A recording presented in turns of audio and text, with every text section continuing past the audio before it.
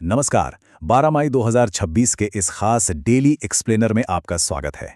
आज हम बिल्कुल सीधे पॉइंट पर आएंगे। आज के दिन की क्या अहमियत है और दुनिया भर में क्या बड़े बदलाव हो रहे हैं, ये सब हम आसान भाषा में डिकोड करने वाले हैं। तैयार हैं? चलिए शुरू करते हैं। तो आज का हमारा एजेंडा आपके सामने है। हम पंचांग से शुरुआत करेंगे, फिर स्पोर्ट्स, नेशनल अपॉइंटमेंट्स, कुछ अहम इवेंट्स और आखिर में इकोनॉमी और इंटरनेशनल न्यूज़ पर नजर डालेंगे। बिना वक्त कमाए आगे बढ़ते हैं। सेक्शन 1, पंचांग और आज के दिन की अहमियत। आज तेलुगु हनुमान जयंती है। आप जानते हैं, ये दिन पूरी तरह से शक्ति और साहस को समर्पित है। अगर आप आज कुछ नया शुरू करने का सोच रहे हैं तो टाइमिंग नोट कर लीजिए। सुबह 11:29 से एक बहुत ही शुभ मुहूर्त शुरू हो रहा है, जो नए कामों के लिए एकदम परफेक्ट माना जाता है। अब बढ़ते हैं हमारे दूसरे सेक्शन की तरफ, स्पोर्ट्स, जहां आईपीएल का रोमांच है और इंटरनेशनल बैडमिंटन की बात होगी। अगर हम इंटरनेशनल बैडमिंटन की बात करें तो वर्चस्व का एकदम क्लियर बंटवारा दिख रहा है। पुरुषों का थॉमस कप 2026 चीन ने अपने नाम कर लिया है, जबकि दूसरी ओर महिलाओं के उबेर कप में साउथ कोरिया ने शानदार जीत दर्ज की है। मतलब कोर्ट पर दोनों ही देशों ने अपना अपना लोहा मनवाया है। बैडमिंटन कोर्ट से अब सीधे चलते हैं क्रिकेट के मैदान पर। आज रात हर क्रिकेट फैन के दिमाग में बस एक ही सवाल घूम रहा है, आईपीएल 2026 के प्लेऑफ में एंट्री मारने वाली पहली टीम आखिर कौन सी होगी। अहमदाबाद के नरेंद्र मोदी स्टेडियम में गुजरात टाइटंस और सनराइजर्स हैदराबाद के बीच ये महामुकाबला होने जा रहा है। और पिच, ये पूरी तरह से बल्लेबाजों के लिए जन्नत है। आउटफील्ड काफी तेज है और दूसरी पारी में ओस भी गिरेगी। इसका सीधा सा मतलब है कि टॉस जीतो और पहले बॉलिंग चुनो। यही आज की विनिंग स्ट्रैटेजी हो सकती है। जो भी जीतेगा वो सीधा प्लेऑफ का टिकट कटाएगा। चलिए अब रुख करते हैं सेक्शन 3 का, नेशनल लेवल पर हुई कुछ बहुत बड़ी नियुक्तियों की तरफ। नेशनल सिक्योरिटी और एडमिनिस्ट्रेशन में कुछ ऐसे बड़े बदलाव हुए हैं जिन पर आपको जरूर ध्यान देना चाहिए।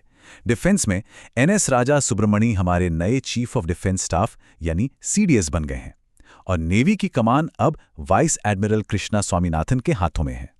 वहीं पॉलिटिक्स की बात करें तो एन रंगासामी ने एक नया रिकॉर्ड सेट कर दिया है। वो 5वीं बार पुडुचेरी के मुख्यमंत्री बने हैं। ये सच में काफी बड़ी बात है। आगे बढ़ते हैं सेक्शन 4 पर, कुछ अहम नेशनल इवेंट्स और कमाल के नए इनिशिएटिव्स। देश भर से हमारे पास कुछ बहुत ही दिलचस्प अपडेट्स हैं। सबसे पहले डीआरडीओ ने हाइपरसोनिक मिसाइल टेक्नोलॉजी में एक जबरदस्त कामयाबी हासिल की है। ये हमारे डिफेंस के लिए एक गेम चेंजर साबित हो सकता है। प्रशासन को देखिए, 2027 की जनगणना में पहली बार सर्वे करने वालों के लिए क्यूआर कोड वाले आईडी कार्ड्स इस्तेमाल होंगे, जिससे पूरी प्रोसेस ज्यादा सुरक्षित होगी। एजुकेशन की बात करें तो झारखंड ने उल्लास योजना के तहत कमाल कर दिया है। प्राइमरी स्कूलों में ड्रॉप आउट रेट बिल्कुल जीरो हो गया है। और हाँ, ग्लोबल लेवल पर आईआईटी मद्रास ने कैलिफोर्निया के मेनलो पार्क में अपना US deep tech research hub launch करके भारत की पहुंच और बढ़ा दी है। और इसी बीच अर्बन इंफ्रास्ट्रक्चर के मामले में ओडिशा ने बाजी मार ली है। प्रधानमंत्री आवास योजना शहरी 2.0 के तहत सबसे ज्यादा घर बनाकर ओडिशा देश का टॉप परफॉर्मिंग स्टेट बन गया है। जब कोई सरकारी योजना जमीन पर सही से लागू होती है ना, तो ऐसे ही शानदार और रियल नतीजे देखने को मिलते हैं। अब आते हैं हमारे 5वें और आखिरी सेक्शन पर, इकोनॉमी और इंटरनेशनल न्यूज़ की हलचल। 3.40%। अब आप सोच रहे होंगे कि ये नंबर इतना अहम क्यों है। दरअसल ये मार्च महीने की महंगाई दर थी और आज मई महीने का बहुप्रतीक्षित महंगाई डेटा आने वाला है। पूरे मार्केट की नजरें इसी 3.40 के आंकड़े पर टिकी हैं कि क्या हम इससे ऊपर जाएंगे या नीचे। और देखिए, ये सिर्फ एक नंबर का खेल नहीं है। इसका सीधा सा असर आपकी और मेरी जेब पर पड़ता है। अगर आज का महंगाई डेटा रिजर्व बैंक के 4% के टारगेट को पार कर गया तो पूरी उम्मीद है कि आरबीआई रेपो रेट में कोई कटौती नहीं करेगा। और इसका सीधा सा मतलब क्या है? यही कि हमारे होम या कार लोन की ईएमआई महंगी ही बनी रहेगी। इंटरनेशनल लेवल पर भी काफ़ी उठापटक चल रही है और हम इसे बिल्कुल न्यूट्रल नज़रिए से ट्रैक कर रहे हैं। यूके ने 85 रूसी व्यक्तियों और संस्थाओं पर नए प्रतिबंध थोप दिए हैं। उधर होर्मुज जलडमरू मध्य में अमेरिका, ईरान और इजराइल के बीच टेंशन लगातार बढ़ रही है, जिसका सीधा असर ग्लोबल सप्लाई चेन पर पड़ रहा है। इसके अलावा ट्रेड को लेकर जो खींचतान चल रही है, उसे सुलझाने के लिए अमेरिकी राष्ट्रपति ट्रंप जल्द ही चीन के राष्ट्रपति शी जिनपिंग से मिलने वाले हैं। और ट्रंप का यह भी दावा है कि उनके टैरिफ वाले दबाव की वजह से ही कई देश अपने निर्वासित नागरिकों को वापस लेने के लिए तैयार हो गए हैं।